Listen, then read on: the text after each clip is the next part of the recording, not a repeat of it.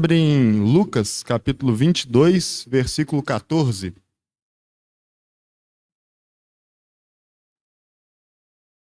A gente vai ler do versículo 14 ao 18.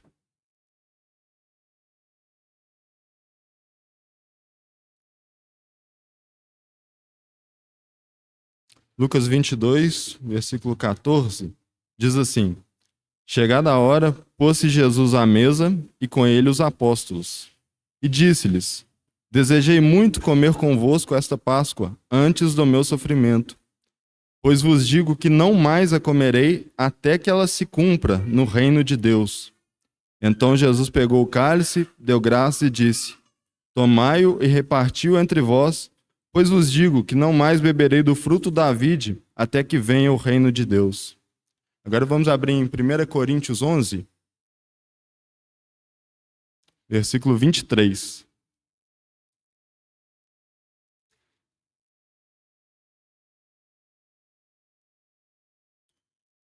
Primeira Coríntios 11, versículo 23 ao 26, diz assim: Pois eu recebi do Senhor o que também vos ensinei, que o Senhor Jesus, na noite em que foi traído, tomou o pão e, tendo dado graça, partiu e disse: Isto é o meu corpo que é entregue por vós, fazei isto em memória de mim. Semelhantemente, depois de cear, tomou o cálice, dizendo: Este cálice é a nova aliança no meu sangue. Fazei isso todas as vezes que o beberdes, em memória de mim. Pois todas as vezes que comerdes esse pão e beberdes este cálice, anunciais a morte do Senhor até que ele venha.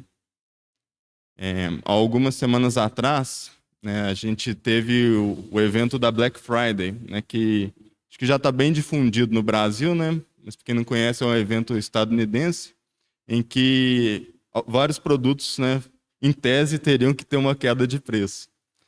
E durante uma parte desse ano eu estava desejoso de comprar um produto e eu estive monitorando durante praticamente metade do ano para cá, né, e eu me preparo bem para fazer compra. Eu analiso os preços, eu vi modelo, vi revisão dos modelos, analisei as possibilidades. Em casa eu medi o lugar que eu ia colocar, estava tudo pronto.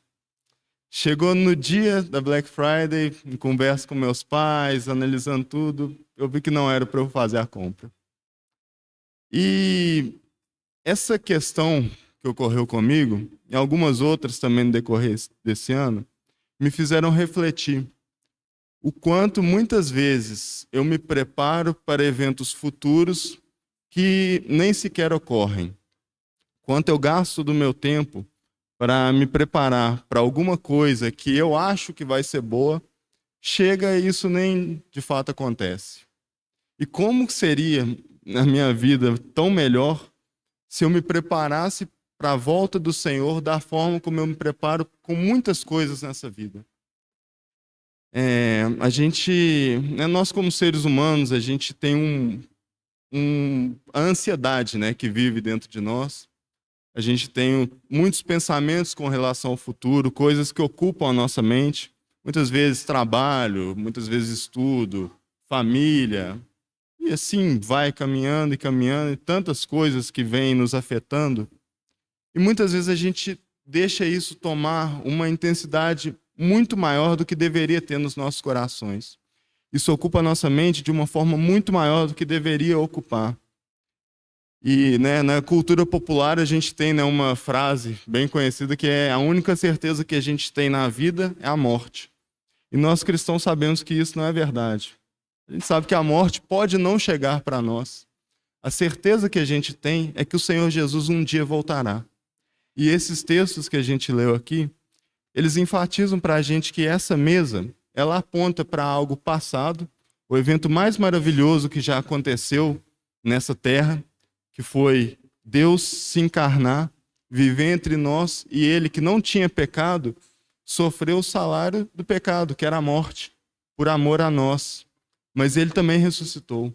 E ele prometeu para nós, né, que esse momento ele vai ser cumprido na vinda dele, na vinda do reino.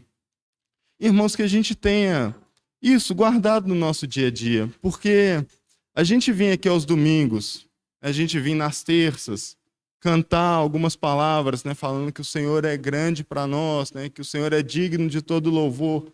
É algo muito fácil. E durante a nossa semana não viver para o Senhor.